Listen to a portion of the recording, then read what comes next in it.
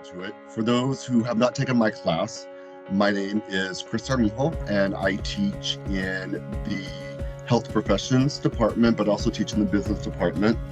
I recently retired after 25 years in the military, and during that time, the majority of my career has been in healthcare. Education-wise, I was very fortunate that I was able to use the benefits within the military, which paid for a master's in education, an M.Ed from Baylor, my MBA from Texas A&M, and then my MPH from UT Health, and part of my PhD from UT Health in epidemiology. And so the reason I bring all those into play is that I don't traditionally, where I work now that I've retired, I work for a nonprofit, and it's called Compass Connections, and we provide case management services to unaccompanied minors coming across the border and refugee children. And so when you look at my career trajectory, I have been in healthcare administration, but my passion has always been population health, and within population health, which is a very broad field. Hopefully our students will realize that it's not as narrow as sometimes our degrees, because by training, I'm an epidemiologist, but there are so many different flavors and aspects and niches within population health that you can go anywhere, do anything. You just have to find out what your passion is. So back to where I was going with this is all of my degrees and everything align on the business side of healthcare. And that's what I tell people. I'm on the business side of healthcare. Healthcare is a business. However, my job, I'm not a clinician, so my job is to make sure that the lights stay on and the doors stay open so that our clinicians can do the work they need to do. So why or how do I still call myself a champion of population health? So the children that we work with are unaccompanied minors coming across the border. They don't have parents, and refugee children from war zones, natural disasters, things like that. So we get children that don't have parents. These are children coming from developing countries, war-torn areas.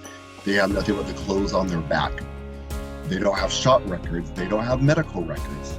And so one of the things that I do within my position, I am the Associate Deputy Director for Family Services, is I work with our population health team. And again, I don't make this stuff up. This is all scripted and required by the U.S. government. Because again, I'm a nonprofit, so everything we do is grants and contracts and regulated. But I work closely because of my background with our population health and our FE team, to say, okay, these children are coming in, they have to be vaccinated. How do we want to roll that out? If we have to launch what's called an EIS, an emergency influx shelter, these are children coming from the border, 72 hours border patrol to the temporary shelter. As soon as they get there, we have to figure out what are their medical needs. And looking at that, you don't have vaccination, so guess what? We have to vaccinate you. Well, here's the thing though, what's contraindicated? We can't give 2 live vaccines at once. Oh, you know what? This child is exhibiting symptoms of this. Okay, how are we going to quarantine? And so even though I'm an administrator at the administrative level, and I have teams of folks, population health is truly at the center of what we do, because we can't provide culturally appropriate and quality care that my children, as I call them, my population, has to have.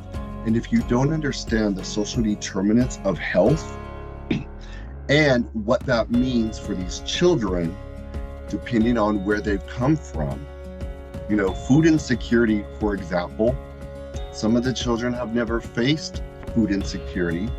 Some have. some coming from a migrant or a refugee camp, for the past 3 or 4 years. Well, the SDOHs that they've dealt with are much different than maybe a child from another location. And so really understanding what the social determinants of health are and how they impact individuals, it's not cookie cutter. It can't be. And so that's where, with all the programs that I'm involved in, that I oversee, that I help launch, because again, I don't do this by myself. I'm supported by amazing folks who, from social workers to doctors to epidemiologists, we all come together and say, how do we provide culturally appropriate care for these children? How do we meet the children where they are? And so the past several months, one of the things that I have been a champion of, and I'll be in DC next week doing a brief, is on providing culturally appropriate translation services for non-English speakers. So less than 3% of the children coming across the border are from Mexico. If you watch the news, it seems like no, they're not Mexican. They're not coming from Mexico. Caravans are coming up a route through Mexico. So what? Who cares? We care because there's an influx of individuals who are from Guatemala, so they speak a Mayan dialect. That is their mother tongue. That is the primary language. The majority have some Spanish fluency, but it is not their primary language.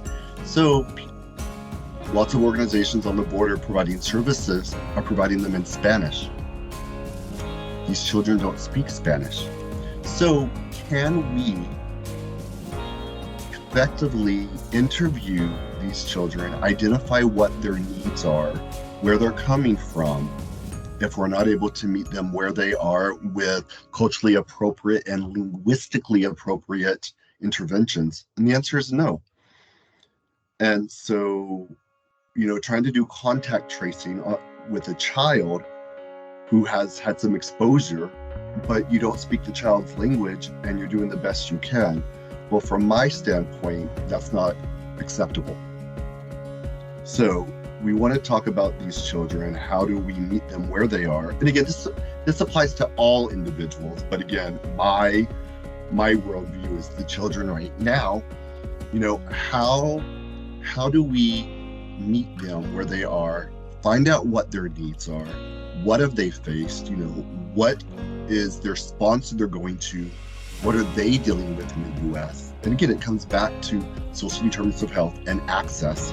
So if we can't meet them where they are with culturally appropriate and linguistically appropriate care, can we get them access? And the answer is no. And so, do I practice EPI now? Not at all. Not at all. If somebody asks me within the programs that I work, I'll provide my input if they ask, or I'll review a protocol, or just again, if they reach out, they ask. But I work with EPIs who do this, right? Where does my population health, public health, MPH come into play? Because I recognize one of the social determinants of health is language access. So that's what I can't control it, but I can start the conversation on change.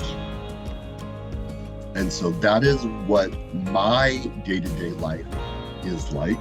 I'm always going between San Antonio, New York, and Washington, DC, champion language. The final question was advice.